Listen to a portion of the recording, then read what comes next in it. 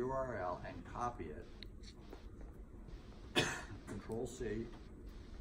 You're going to go to your browser. Now I'm using Chrome, okay? And it's because it's the browser I'm most familiar with and I like using. And my grandson told me it was the best browser for playing video games. So I'm going to go here. I'm going to open up another window. And I'm going to go up on the search line right up here. And one of my options is paste and go. That means the URL goes in there. I go to it. And what happens is this. I download this file called az.txt, and I've got version 3 because I've been doing this all week, so I haven't cleaned up all my garbage. Okay, so this is the 3rd time I've done this at least since the last time I cleaned up. Okay, so I've got a file down there called az.txt. Now you don't have to open the file, but I'm going to open it anyway so you'll see what it looks like. Okay. And if you look at that, there's over here to this next one, it's fixed. And you know, there's a whole bunch of them that you don't import, so you just go, no.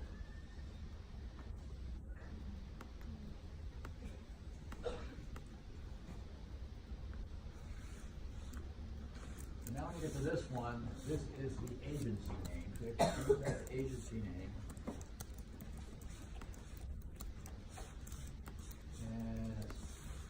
And if there's nothing under here under data type, just leave it alone. Whatever it is, just leave it what it is, okay? And keep going. There you go. Go on to the next pad. This right here is school name, right?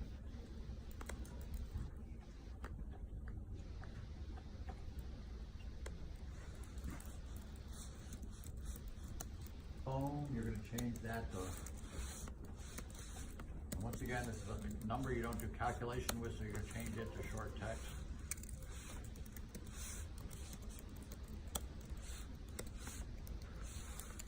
Oops, I hit the wrong button. Phone. MS3 right here, you're going to change that to street.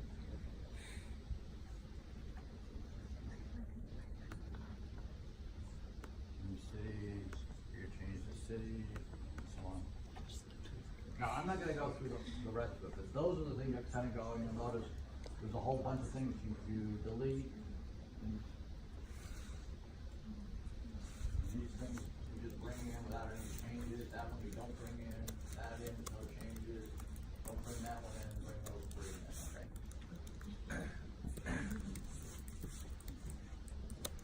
Now, primary key. One of the things you'll notice is that there's kind of like an extra field called ID added over there. What Access says, oh, hey, you're bringing in all this data, and we're going to number it so that it will have a primary key unless you tell me otherwise, and it'll be numbered, each one of the 1, 2, 3, 4, identically. But it turns out in this data, the school ID, you know, they took some trouble, I guess, to unique to identify their school, so we're going to assume that the school ID works as a primary key. That's what that's all about.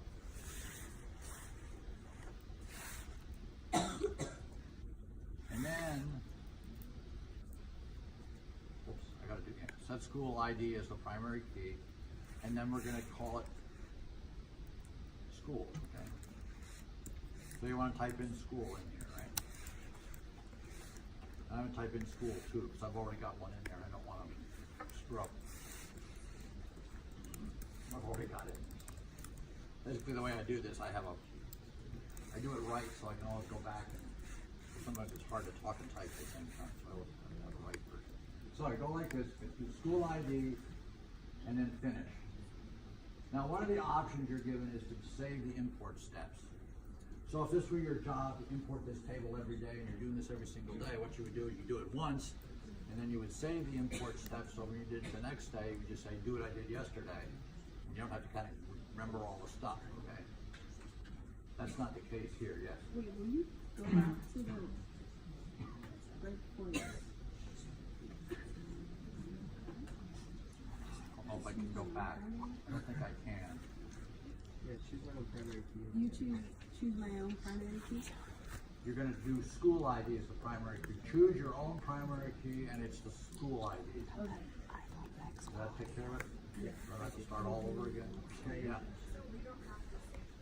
What? We don't have to say key. No, you do not.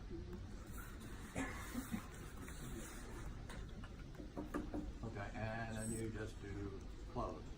And it will create, you know, as I called it school 2, so I've got a school 2. You should just have a plain school. And you'll also have this thing called Arizona import errors. Don't worry about it because it tells you not to worry about it. They kind of know that you're going to get some junk here, but they're saying just don't worry about it, so don't worry about it. So we finished the first major chunk of this assignment, which is to get this data into our database. And this is what it looks like. Looks like that. And there's 2,511 records. All this information about the school. And can you see why I wouldn't want to rekey that if I didn't have to? So anytime, you know, you're given a project that involves data, your first question should be, well, is it out there somewhere and can I go get it? That's the smart way to go after data. In today's world, you go Google it, right?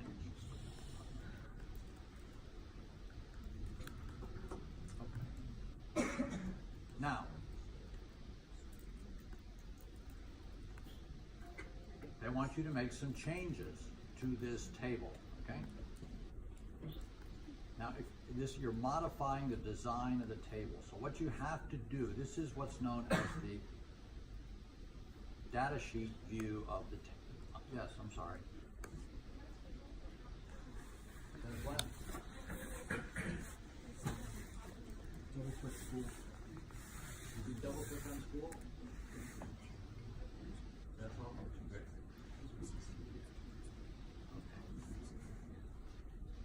So, if you go over here and the view, you can have the data sheet view, that's what you're seeing, or the design view, which is this.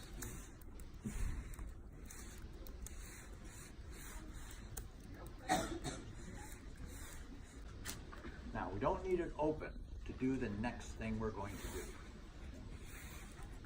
We're going to go back to Access, and up here there's a tab called External Data. Now, on my computer, because of the version of Access I have, I click on Text File, and I'll get something that looks like that. Now, there are a whole bunch of other people with software on them. This menu up here looks a little bit different, and over here there's some, over extreme left there's something that says Get Text File, or Get File, or Get Info. Somebody have a one open? Data source. Pardon me? New data source. New data source, okay? So you're going to click on New Data Source, and then the next thing down will say From File, and then you'll go over and down and it'll say Text File. And if you do that, you should get that. Okay? So is everybody either lost or given up at this point? If anybody's halfway there and needs some more clues, let me know. Yes, sir. Where is this assignment? Pardon me? Where is the assignment? Where is the assignment? Where is it? It's on My Educator. It's less than 11. Less than 11. Yeah, we skipped 10, by the way. Okay. So we're right there. And now we have to find that file we just downloaded. Now your computer may be set up somewhat differently from mine, or you're maybe using a different browser, it may handle things a little bit differently. But what I do at this point is I go to Browse, and I go to the Downloads, and here's the one I just downloaded. Okay. And if I click on it, and hit Open, that az3.txt, most of you are going to just say az.txt because you're not doing this for the third or fourth time, okay? And you're going to hit, we're going to go, okay, what we're going to do is going to import the data into a new table, okay?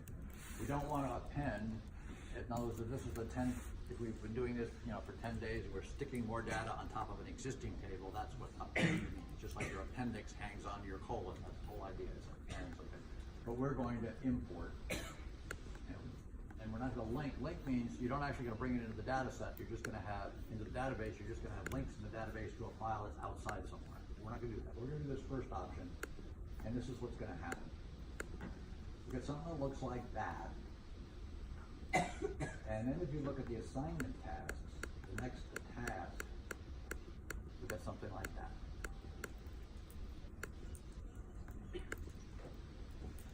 What this is doing is telling you field by field what you have to do with this, just so you know. And you have to go through a couple of steps to do that, and I'm going to show you how those steps work, okay? First thing, the fields are delimited. That means there's a way of saying, of noticing where one field ends and the next one starts. And go next. And the way they are delimited is with tabs, and your first row contains field names. So you should have something that looks like that, okay?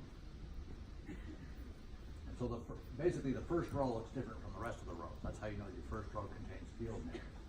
And it's tab delimited. Sometimes the other most very common form of delimiter is a space. You see that very, very often. Okay, but this one is for tab.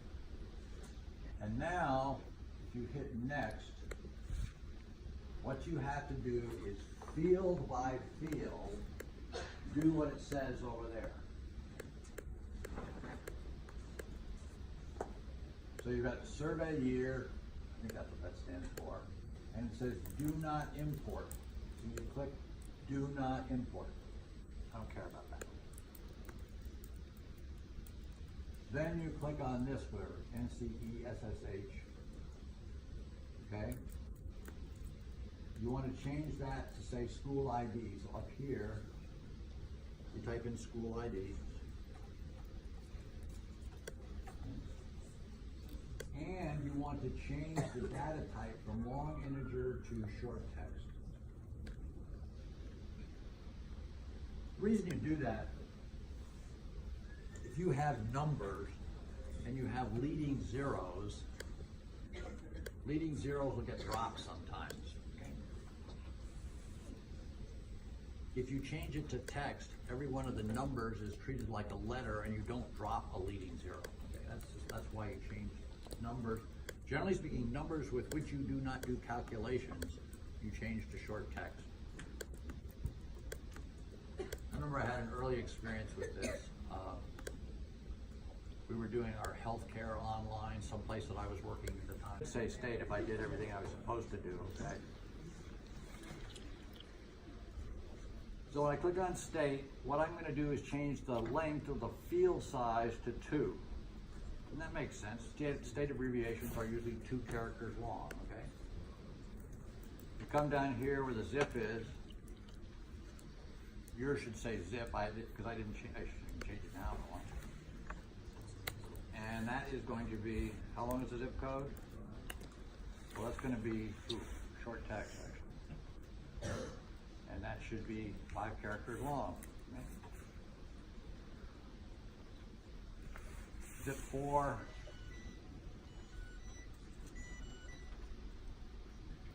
Is going to be 4 characters long, right? And so on. And let's see. Phone is going to be 10 characters long. Okay. Yes, ma'am. Just to get to this page, did you just hit design view? Yes. You have the table open in data sheet view, and then you go to design view, and you can go back and forth between design view and data sheet view. Okay. Yeah. It what? My assignment tab is gone, so I can't access the task but the page also here. Your assignment tab is gone.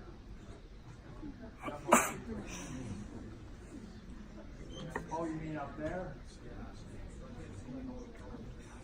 I don't know why it's gone.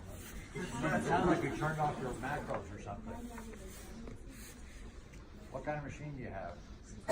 What? kind of It's a stuff. map. Well, okay. I don't know what, I don't have an answer, but I might be able to figure it out. Now, the other thing they're asking you to do in the phone column is to put in a mask, okay? And down, if you click on phone up here, you go down to here where it says input mask, and then go over here and there's 3 little dots. You click on it. Yep, you're gonna save your table of all the changes you've been making. And yep, that's because state, you got chopped down from 255 to 2, so that's okay. And now you're gonna pick your option to enter masks. The reason you put a mask on a phone number is so that what you enter looks like a phone number.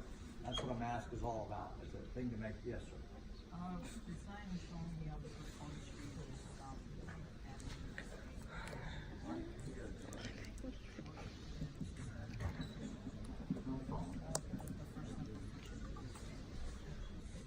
Okay, we'll click on state.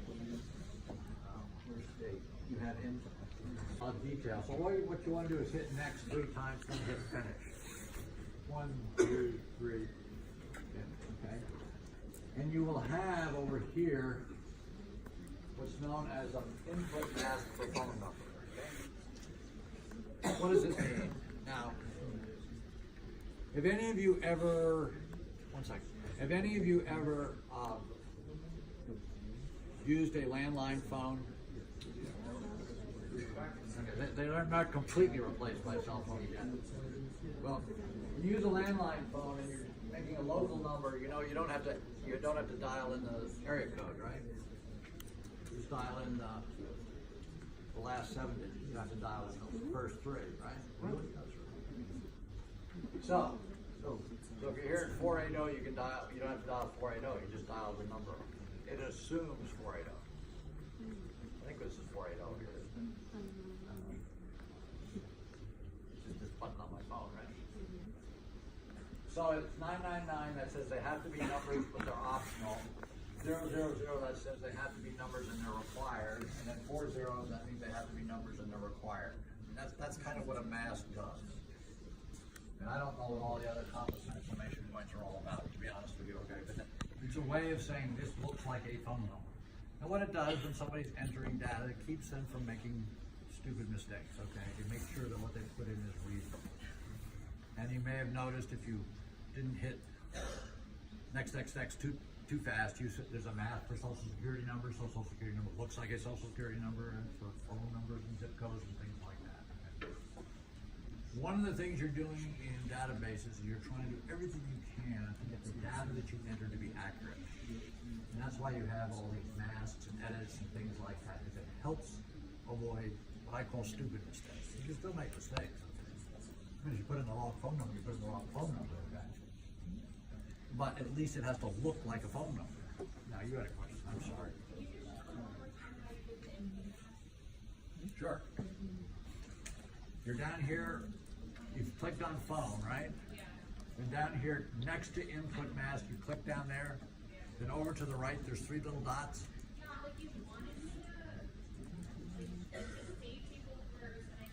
Yes, you're gonna save it, yep.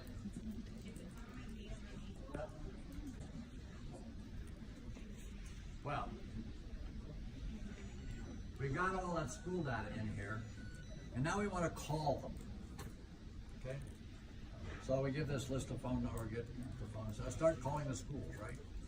And so we're going to build a table that looks like this. It's called a contact table. And we're going to keep track of every time we call somebody. That's what we're doing here. Now, first thing you do is close this. Okay. And I highly recommend that you only have one thing open at a time. Okay. I mean, you can have 15 things open at the same time, but that's a good way to shoot yourself in the foot, I'll be honest with you. Okay. So you'll click in the wrong place or something like that. You just have one thing open at a time. So we are going to build, we're going to create a table called contact. So you go over here to create a table in design view. Create table design. And you'll get something that looks like this. It's just like what we had for the school table, except there's nothing in it, because we're creating a new one, right? And you start putting the first E1 is contact ID. And the data type is going to be auto number. It's going to be a primary key. To make it a primary key, what you have to do is to click on this key over here. Yeah. Before you close the last like spreadsheet, you saved it. When I try and save it, it says it can't be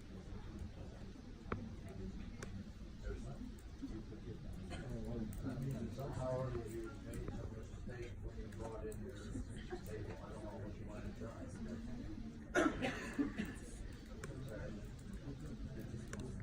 Okay, well then go into the school ID and click primary key.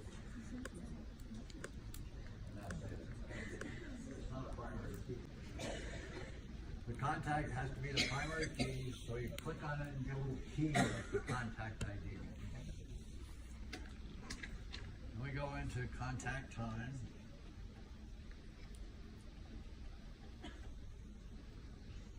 And this is going to be a date time field. Now, it says default now. Down here, where it says default value, you type in now. And open and close parentheses. Now that acts the same way as the now function in Excel. When you say the default value is now, what you're doing is you say, okay, here I am sitting at my computer and I'm calling somebody. What time did I make that call? Now, right? So rather than you having to type in the date and time, the computer kind of puts it in for you. That's what default value means. Now suppose, you know, the night before your computer was down and you were making calls, okay? Now you come into work the next day and you've got these things written down on a piece of paper and you're gonna put them into your computer and you go up and you start adding when it says now. Well, you don't want now. You have to type in the time and date when you actually put it in the night before. So you can override the default. The default means that, okay, the computer will automatically, as soon as you start creating the record, it'll pop in the date and time. We have the school ID, which is short text. We have the employee ID,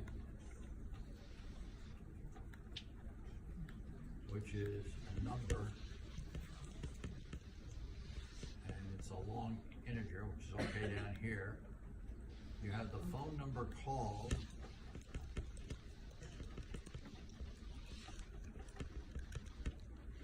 which again is going to be a short text. It's going to be 10 digits, just like the other phone number was, and you're going to put a mask on it, same mask as before.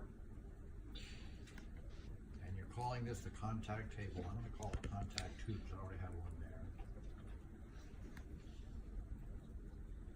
And now I put my mask in. And then I got person spoke to.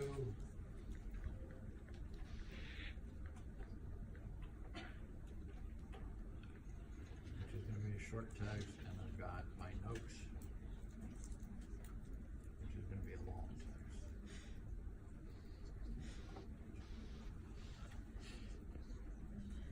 Short text, long text. Short text typically is a word or a name or a couple of words, something that's short enough that you really pay attention to what's in there. Long text means you're just typing in what happened. You know, you're a customer service rep, customer call gave you a hard time, and you might type a note and say, next time you call this guy, be careful because he's a real jerk. Okay, something like that. Just sort of anything that would help you do your job. That's kind of a free form field. Okay? And so you've got your table. Yes, sir. No extra periods there now, right? You retracted your question? That's okay. Give it your hand up. Phone number called. It's short text. It's going to be 10 characters long. Right? And you're going to put in a phone number mask on it. Just the way you did the with the other phone number you're dealing with. What?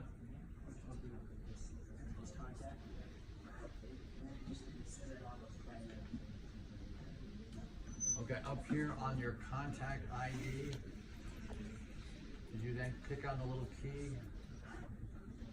Or there should be like a gold key next to contact ID. Oh, there's three of you guys working together. Go ahead.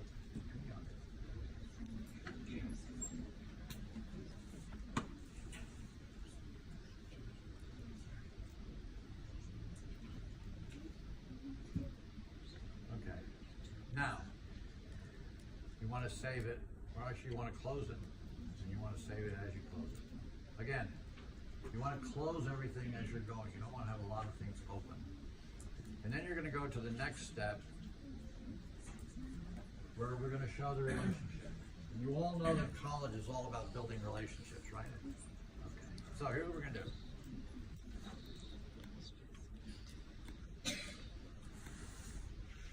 I got to undo a couple of things. You go to database tools, relationships, okay? Now I got to get rid of a couple of things here.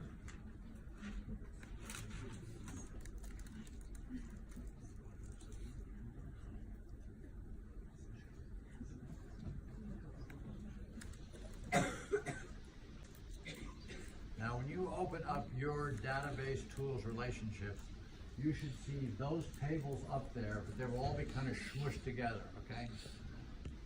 So this is like rearranging furniture. Just move them around so they look like that. Basically so the lines don't cross. It will help you understand kind of how the data is related in the database, okay?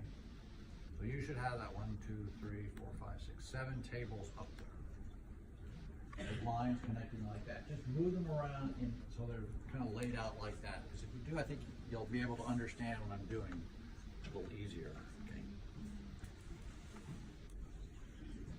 Yeah. So we closed the contact page, and now when we go back to it, it's like all gone. Like it's just showing that action items.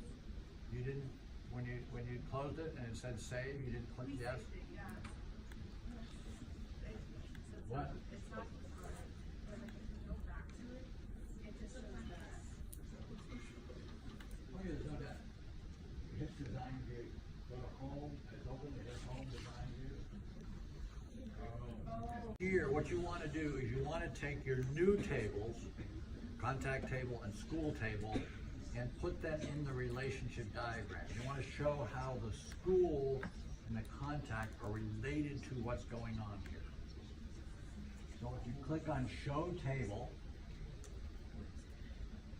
and you click on contact, add it, and you click on school and add it, and close this, and then take the contact, put it down here, and put school down here.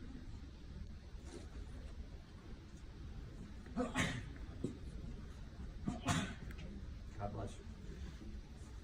Now, how are the contact tables and the school tables related to the database? Here's how. The contact is performed by an employee. So you take employee here, and this is field specific, and drag it onto employee here, and you enforce referential integrity, and you hit create. And what that's saying is that the contact to a school was made by an employee who is actually an employee of yours. Referential integrity says is you put an employee number and that refers to an employee you actually have.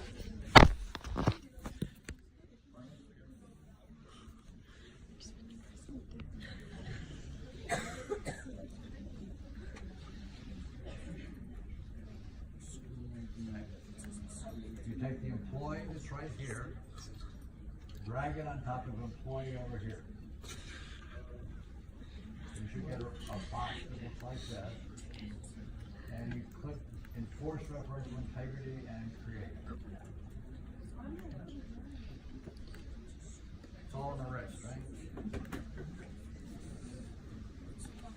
I don't know how you guys survive with those little touch pads. They're driving me crazy. I'm a mouse man myself. Not going anywhere without my mouse. You're gonna take the school ID and put it on top of the school ID. That's saying we're contacting a real school, basically. You get that? Okay. That's what's going on here. Now, then you're through with your relationship table and you close it. You save your changes. Now, what are we going to do? Okay, we're going to say that something. We made a contact, and so we're going to enter the data. Now you get something in your table, right? Okay. So we're going to open it up, and I'm going to open up not my existing one, but kind of like this new one. And we're going to say, okay. When you open it up, it should look like this. That's your contact table open up in the data sheet view. And you're going to enter this first guy. Well, you notice the contact, it's a new one, the contact time. You can make this a little bit bigger, okay? So you can see the time. The school ID, you do a Control C and a Control V, a copy and paste. And you notice as soon as I started building this record, new changed to 1. Because that field is being auto-numbered. Employee ID was simply 1. Key that one in. Phone number, you got to key in. Again, you can't copy and paste the phone number because of the formatting.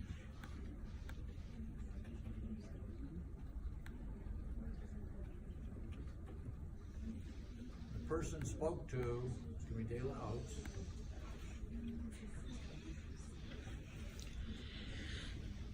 And his notes are fairly long.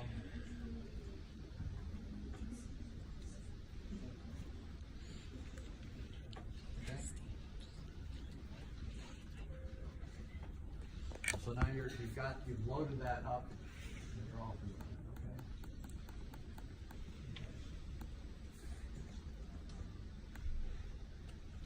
okay? Now there are 2 more records that you have to enter, but I'm not going to do that right now because this is going to take a fair amount of time. We're doing the same thing, so I'm going to skip ahead to task 6. But you should have Dalen Oates in there, and what you may want to remember is that call him in 3 months.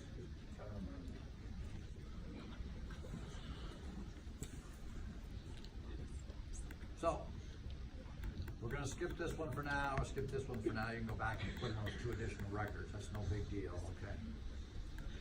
But what we're going to do is, hey, we start calling people and we get a note that says, hey, call them back in a week, a month, 2 days, 3 days, 5 hours, something like that. And we want to keep track of when we should call them back, because then every day, we can run a report that says, here's who we're supposed to call today. That sort of stuff. So you are going to look at this contact table in design view, and you're going to add a field called next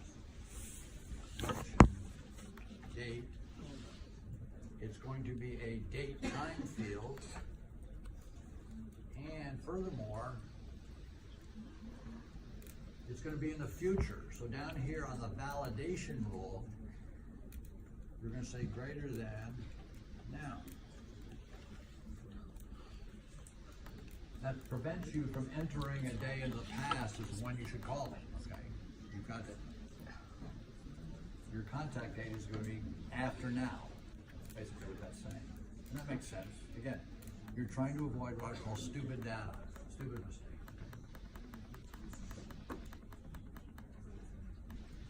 Where did you get contact to? Where did I what? Where did you get that? This is Who's talking? Yeah.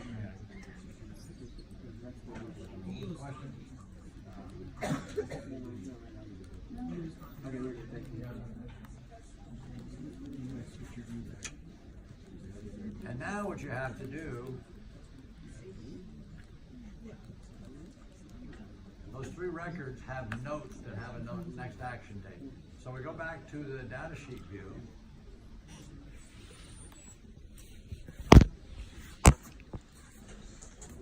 And this thing down notes you're supposed to call him in 3 months. So you click on this. And you find something that's clear. This is November 1st, so November, December, January, February, right? And you put in a date 3 months from now. Again, you have to put the date in manually. It doesn't automatically tell you. You go back and you look at the note. Does the note tell you to do something? Yes. Would you get one to get there? None of us will. Okay, did you put in next action date? Okay. Yeah. Go to the data sheet view now. Oh.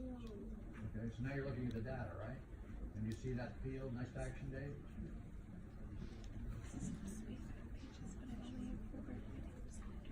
So, you're supposed to contact him in 3 months. So use a little calendar, find something 3 months ago. Or you can just put key in, yeah. That's do something new. Go back and do that.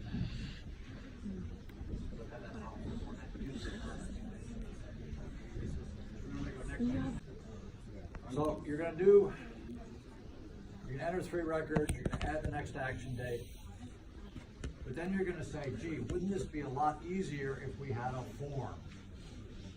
So you're going to close your table, and you're going to create a form. Now the way you do this is you click on the table that you're updating, the contact table, and then you go over here and do a create, and you're going to create and click on form, and you'll get something like that. And you'll see this is the same information we had before, but you can see how much easier it is to see it when it looks like that. That's the whole point of a form. As I mentioned earlier, a form is what I'd say a human interface, okay? A couple things about forms. You have different views, okay? The layout view, when it happened to be in the layout view, you can change how it's organized. And we're not going to do anything in this course with layout or design. But you want to click here on the form view, and that allows you to change the data that's there. In particular, we're going to enter some more stuff. So to enter an additional record, you go down here to where it's like a gold asterisk down here, new blank record. And then, okay, here we got this data right here, we'll see. And we're going to put the school, and as soon as we put in some data, auto number, I'm up to 6, so I got number field number, and you might be at a different place, I don't know, but it'll just auto number automatically, the time's in there, and then you start entering the data. For example, you get to the phone number, it's going to be that formatted thing, you've got to do 480, 497, 402. And you're going to put in this person, then again the notes, a whole lot easier to enter in a form because you can see it. And you notice on this one, there's no next action date. So I don't know what to do with that one. Yes? Did you make a new form for this information? I made a new form. I'm only making one form at each assignment, and then adding records using that form. Because ours is like filled with.